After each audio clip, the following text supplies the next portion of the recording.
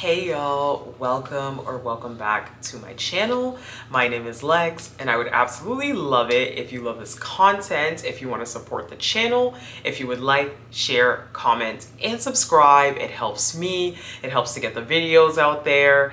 And if you're new to the channel, which I'm sure some of you will be, you can definitely check out my channel because I do have more videos here, more things, more shows that I've done. So just give it a shot, you know. If you like what you see, maybe consider hitting follow. Now, we're gonna talk about Big Brother and we are going to talk about the live feeds. Because, baby, I was actually gonna make a live feed video yesterday, but so much has been happening in the past 48 hours. I can't believe it. This cast is playing.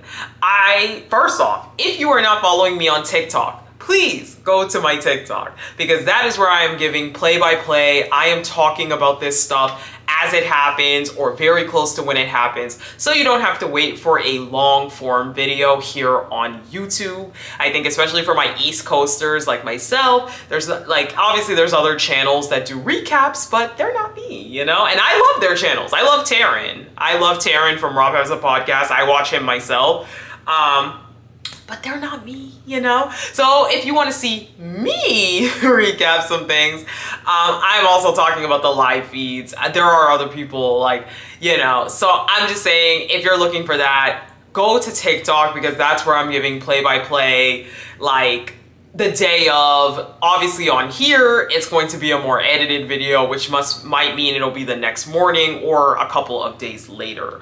So anyway, Angela has been getting into it. I said from day one, I thought Angela was going to spiral. It's giving lady that, it's kind of giving Karen. I'm gonna be honest with you. She's giving Karen. And Angela gave. Let's start back at July 19th, okay? This is yesterday. So the feed started a little bit late on the 18th. They were supposed to start at 1 a.m. They ended up starting a little bit later. But I come in July 19th, find out this information that first off, apparently Mackenzie or MJ. If you hear MJ, this is Mackenzie. They are calling Mackenzie MJ. Mackenzie was hallucinating. She apparently had a very hard time sleeping. I think she was sleep talking. And we come into Kenny also talking about how he does not relate to people. At this point, Kenny's kind of realizing he's on the outside. You know, he says that a lot of people were talking about podcasts, but he couldn't remember the word at the time for podcasts. He's like, look, if you all talk about 80s movies, I got you. I just don't know a lot of what you guys are talking about. So Kenny's kind of icing himself out, or maybe he feels like the group is icing him out as somebody who, obviously when he's older and he just doesn't relate. So Mackenzie and Angela will talk about who Angela is putting up. And at the time, when we come in on the morning of the 19th, it looks like MJ and Angela are kind of a duo, but you kind of start to realize that MJ isn't all the way here. She might be going here and here. So with MJ, it was very hard to tell where she's at and who exactly she's with. And I'll be honest, still here on the 20th afternoon, it's still hard to tell where Mackenzie fully is at, or MJ. I might still call her Mackenzie, by the way. But MJ, Mackenzie, that's the same person. But Angela is very panicky. She is already panicking. This is the 19th, before nominations. It's the morning of the 19th. She is already panicking. She's worrying about who she's going to put up. She's mentioning that there is 2 opportunities to pull people down, but at the time, we don't exactly know what that means. Will be further explained later. And she's saying that people need to start making friends. If this is the first time that they're talking to her, it's not gonna be good. So Tigor and Chemo at the time are having a conversation themselves, and they are making up a code word for people in the house. They're both debating whether at this point they should go talk to Angela, but they do decide, the 2 of them, that they are going to talk more later, and that's kind of a possible alliance. Tigor and Chemo, and also Chelsea, and also Tigor, Chemo, and Tikor, Chelsea, and Joe, those three, like those two sets, I should say, they talk a lot. You know, we definitely see kind of a bond between them. While I don't think any official named alliances have happened, it definitely seems as though those people, they do like each other. There is definitely some kind of bond between Tikor and Chelsea. And Angela also wanted to make an alliance with Chelsea and Cedric. People start to talk a lot about, maybe more so off the feeds than on the feeds, there's a lot of chatter about how Angela has this 9-person alliance and multiple people in this 9-person alliance cannot even vote. So at this time, we kind of learn that the outsiders in the house are Tikor, Chemo, Lisa, Tucker, and Kenny. They're the ones that are not part of this like giant 9-person alliance with Angela. Now, these gigantic week 1 alliances in Big Brother almost never work. We can already see crumbles, crackling, people talking left and right. It's nothing serious. It's nothing serious. In the same way that if you're an outsider, it's not just you're relegated to the outside forever. You can also start to make your own groups. But Angela has this giant 9-person alliance that she doesn't even remember everybody who's in it. Again, Angela, unhinged player. I will tell you, Angela is an unhinged player. So they get, Cedric, Chelsea, and Cam have this conversation pre-noms.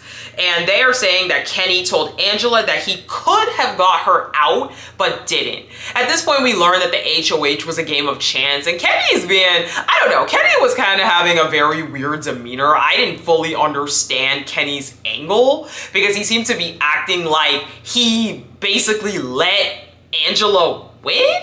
But then he flip-flops back and forth by saying, oh, it was a game of chance though. If it was a physical comp, I would have definitely stood back.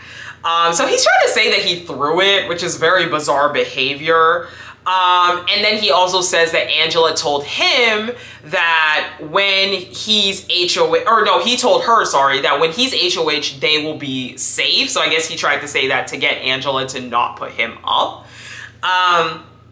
They do think that Angela is acting and she is pretending to be paranoid, okay? And Angela told MJ and apparently everyone that they are safe. So again, Cedric, Chelsea, and Cam, they're starting to pick up. Angela's all over the place. They're kind of corroborating the stories that Cam has told people because Cam, I believe, and Cedric, I think Cam and Cedric have both talked with Kenny a little bit more than Chelsea has. And at this point, it's very clear that Kenny seems to really only want to work with other men. I don't think he's outwardly said it, but very clear that Kenny just wants to align himself with men.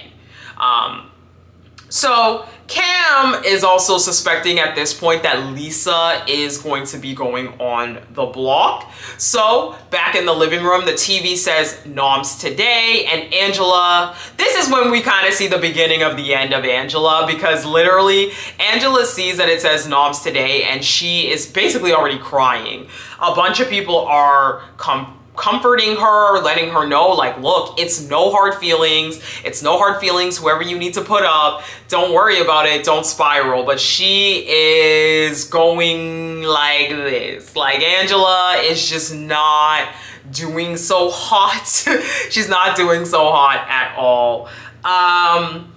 At this point, we also start to learn a lot more about Matt. And look, I was not sure about Matt. I thought, at first I was like, Matt's not gonna be my type of guy. Then I kind of recanted it and then I put it back. The thing about Matt is he's very bro-like. Matt talks a lot. Between Matt and Lisa, I don't know who talks more. Not Lisa. What is that girl's name? Leah, sorry. Between Matt and Leah, there will be a chart on the screen here, y'all, by the way, because I'm sorry. But between Matt and Leah, I do not know who talks more. Those two, blah, blah, blah, blah, blah, blah, blah, blah. I mean, they talk so much. It's insane. Anytime they're in a room, I'm like, oh boy, we're in for a long one. So at this point, Kenny and Matt also seemingly have an alliance. Now, Matt does tell Kenny that he wants Kenny, wow. let's start again. Matt tells Kenny that he wants him to build influence with other people outside of him. Again, it seems very clear and very obvious that Kenny just wants to align with guys. He also seems like he's just trying to pick maybe like a few strong guys to latch onto. And Matt's kind of like, yeah, bro, but you can talk to other people, which is fair. I think that for Kenny, I don't know what his strategy is right now. But saying you don't really relate to people and then latching onto strong guys, I think is only going to take you so far. So Kenny says if Chemo and T-Core are not up, it would throw a red flag for him. And again, Kenny is talking about if it was a physical comp, he would have stepped aside in the competition. Like I said, I don't know Kenny's angle with this competition. He's trying to act like he let Angela win, I guess. But then he goes on about how he didn't know it was going to be a game of chance and this and that. So I don't know. At some point, they start to talk about Tucker. I think like for a lot of the bro alliance, they're not really huge fans of Tucker. And Kenny even at one point says, I'm not a comp beast, I'm a proud American. And I was like, okay, Kenny. And he tells Matt ultimately that he's his #1. However, you can very much tell that Matt is not, you know, Kenny is not Matt's #1. So it's definitely not a reciprocal alliance. I think Matt surely wants to align with a variety of different people. And he even tells him as such, like, talk to others, like make sure you have relationships with others. It can't just be me, which I do think was fair. So Lisa and Leah also talk, and both of them basically say they don't want to commit to any specific alliances on the first HOH. But obviously Leah is in that like 7-person alliance, I believe. Yeah, so Leah is in that 7-person alliance, but Lisa is not. So again, it's going back and forth there. And Joseph and Chelsea at this point, like they're in the blue room. I don't know the names of these rooms yet. They pull Angela aside and they tell Angela about MJ and how she's maybe not as trustworthy as you think. I think they're trying to slide in and possibly get MJ on the block. T-Core, Chelsea, and Joe, they also have a further conversation about MJ. As I said, the outsiders or the other side of the house, they're definitely starting to pick up that MJ seems a little snaky. So they're talking about how she's a pageant girl. She went to Texas A&M. T-Core is like, I think she's kind of faking to be dumb.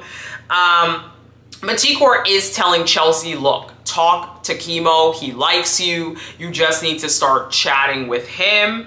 And Chelsea ultimately feels like Leah is a game player. Like whatever she's doing, she's playing the game. So we get feeds going off for a little while and we come back and our nominations are Lisa, Chemo, and Kenny. Lisa is crying. At one point she literally starts crying into the refrigerator because she can't find a place to cry. And Chemo, T-Core, and Chelsea, they talk after noms, and Chemo, first off, is saying that he should have connected better with people. He says that he's everyone is feeling each other out. This is what Chelsea tries to comfort him with, and didn't really expect Chemo to get nominated. I've said this already. I think Chemo is going to be a pawn every single week if he does not maybe actually try to find a solid alliance. I know he's more of an introverted guy. I know that he's not really, I feel like he's not going to be like a comp beast or anything. So I do feel like if he doesn't want to end up being kind of that 3rd nomination spot every week, he does need to actively get into a group. Now, Chelsea is suggesting that Angela nominated those 3 people because they are safe and she doesn't want to make more enemies. And Chelsea says, regardless, the AI comp will be played. So Cedric at this point is also going around the house and talking to all the nominees, basically letting them know, look, I was not involved in this. And then he tells a story about how Lisa was crying into the fridge as she was putting the ham away. So at this point, Angela, baby, she doesn't even remember her own alliance. She is talking with Rubina. She's like, I'm not a huge strategist. And all throughout the night, we start to see Angela regret her decision before she has her ultimate spiral today. the 20th. So Kimo and Lisa are talking, and Lisa thought she was good with everyone. She does tell him she's not voting for him, which was very weird because Lisa's a nominee and so is Kimo. So I'm like, at the time I was like, when? But ultimately, Lisa is wondering who's lying to her. She keeps saying she thought she was cool with everyone. She was cooking for everyone, and that's fair. You know, she made everyone breakfast and everything, and then she still got up on the blog. So Angela and Lisa finally have the inevitable conversation, and she thought that people liked her. She wanted to be on the inside with the people making moves. And Angela is like, no one told me to put up someone specific. No one said a specific name yet. We're not at that point. Now, Angela tries to say that she has someone that she has in mind to put up if Kenny ends up pulling himself down, but she doesn't want to put up the name. And so I don't know, for some reason she's under the impression, we find out Angela is under the impression that either like Matt or maybe Kenny is gonna win, which is crazy. Matt wasn't even a nominee, a veto pick at the time. And she was like asking this man to basically use the veto. It was crazy. But Angela's ultimate target is Kenny at this time.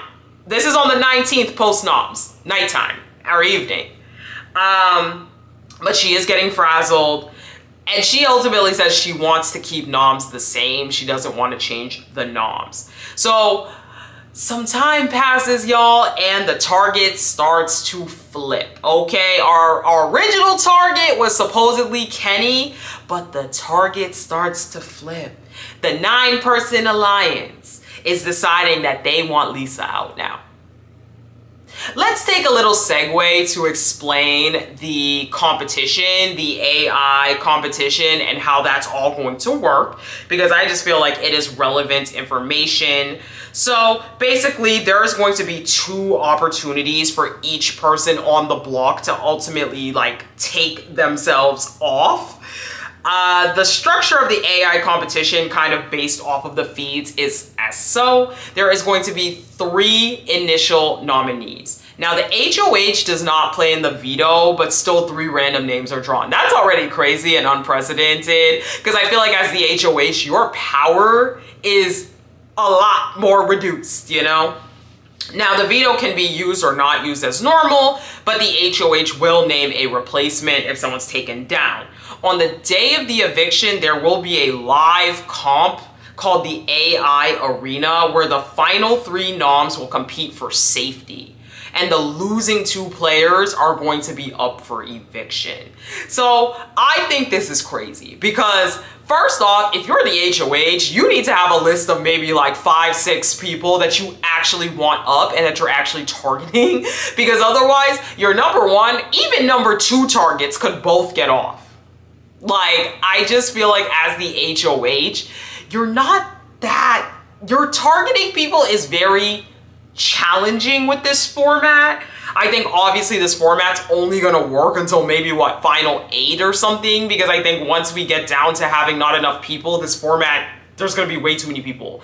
Because essentially, there could be on the block every week up to, so 3, 4, 5, I think there could be up to 5, 6 people on the block every week. I mean, someone even said it this week that a quarter of the house is going to be on the block this week. If there's 16 people and at least 4 people might be up, a quarter of the house is going to be up. So I'm just wondering how this is going to work. I'm wondering how it's going to affect strategy. I think we already see Angela spiraling because she realizes I can't just directly go in and get out the person I want necessarily. So going back to the feeds on the night of the 19th, at this point,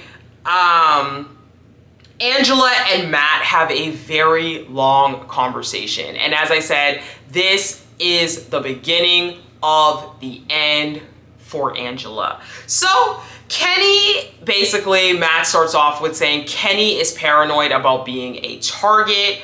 Matt says Lisa gave a compelling argument to stay in the game. And this is what starts to sow these seeds of distrust with Angela. During this whole conversation, Angela was quite snappy. She was definitely questioning Matt a lot. And we see Angela, she got a little toot on her. I ain't gonna hold you. She got a little attitude on her. She definitely questions and grills people quite a bit.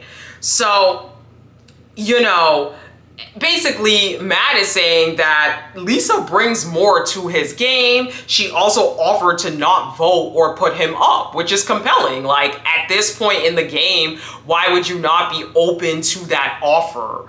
Whereas, you know, I guess he's, you know, Angela is confused because it's like, well, what happened to Kenny though? Like, after one conversation, now all of a sudden you're on Lisa's bandwagon. Now, Matt also lets her know that people are very confused why she picked Kenny over T-Core. Because remember, a lot of people said if T-Core and Chemo weren't up, they were going to be very confused. Angela is biting back, saying she is wondering why Matt changed so quickly after one conversation with Lisa. And wondering why she's basically so gung-ho for Lisa, saying she'll do this, she'll do that. And at this point, Angela's wheels start turning and she starts to conjure up in her head that she believes that Lisa has a power, manipulated Matt, and that is the reason why he changed his mind so quickly on getting out Lisa. Let me put it that way. So Angela is grilling Matt, you know, and Matt again is saying, look, Lisa will vote with the majority. He's basically saying, like, Lisa is a vote for me. She's not against me. She's not targeting me. She's a vote. She's a vote for the 9-person alliance, but Angela's not hearing it. Angela at this point literally demands for Matt to tell her the majority that has the votes to get out Lisa. And Matt's like, no, I don't want to say their names without them being here. She tells Matt flat out, then I don't trust you. How am I supposed to trust you? Now, Lisa says she wants to, you know, she basically wants to save Kenny because she wants to build favor with Matt and be aligned with strong people. So once again, Angela is talking about how she made a mistake. She put up the wrong people. She starts to cry about it. And I'm like, Angela, stand on business. Like, if you're doing something, stand on business. You can't be crying about your noms 5 minutes later. Like, did you think about it? And that's my whole thing. It's like, put up your targets. Like, I don't know. I understand the back door. I understand trying to do this, but it's like, it seems like Angela just put up whoever. And now she's crying because people are like, girl, what?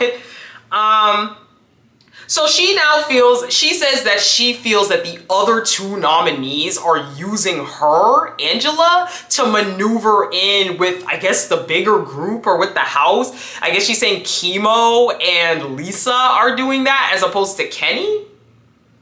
Okay, Matt at this point, he's talking, but it's very word salady. He goes on this whole tangent about how when he was 21, 22, 23, he learned in his life that people are someone. And I'm like, bro, aren't you like 25, 26? Like, I'm even 27 and I don't be trying to act like I learned all these life lessons.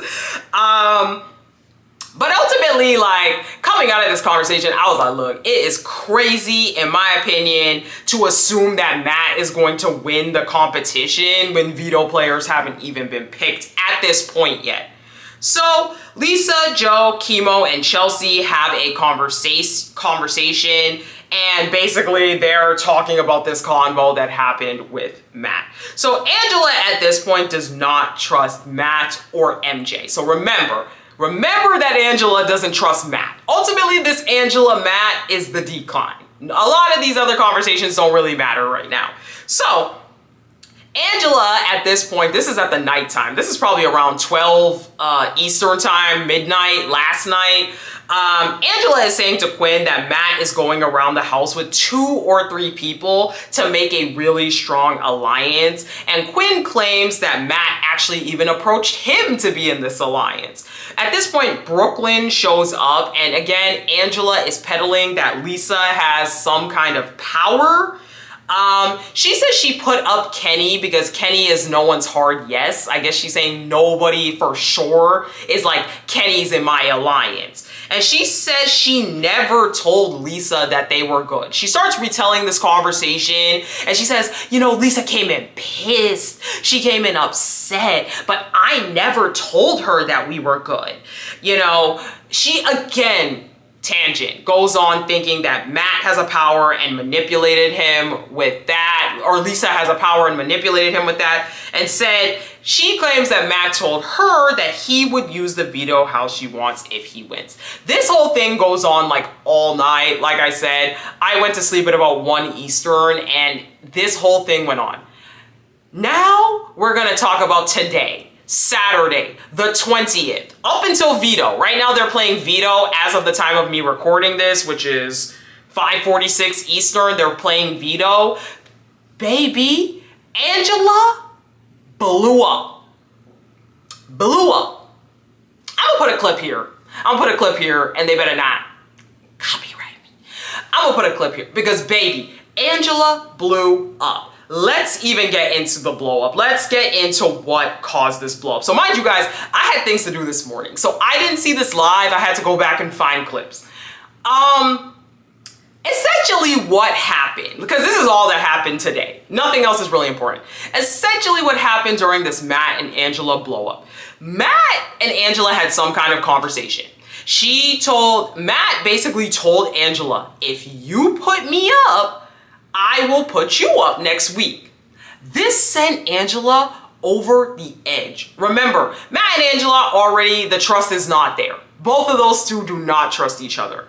MJ at this point is convinced that Lisa has a power and all things break loose in the house. So Angela comes down clapping her hands slowly. And this is when she decides to let it loose. She starts calling Matt crazy eyes. She's going around mocking him. She's going around imitating the faces that he makes with his eyes popping out. And I'm like, I was like, I know this 50-something-year-old lady is not having a meltdown making fun of this like 20-year-old kid.